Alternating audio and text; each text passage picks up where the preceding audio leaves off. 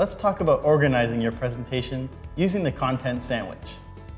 Sandwich your main points in between your introduction and conclusion. This would look like the following.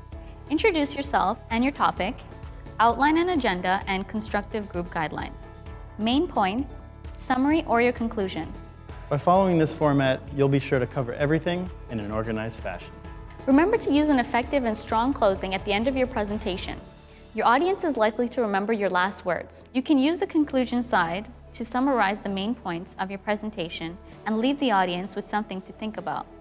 Take a look at this example of a poorly done PowerPoint slide. Do you notice how difficult this slide is to read? Keep this in mind when creating your own PowerPoint and avoid wordiness by using keywords and phrases only. To create an effective PowerPoint slide, write in point form and not in complete sentences. This allows your audience to read the slides quickly without losing focus on what you're saying. Also, only include a maximum of 5 points per slide and use at least 18-point font. Color is also important to pay attention to. Use a color of font that contrasts sharply with the background. If possible, go to class early to set up your equipment and become familiar with the technology that you will be using.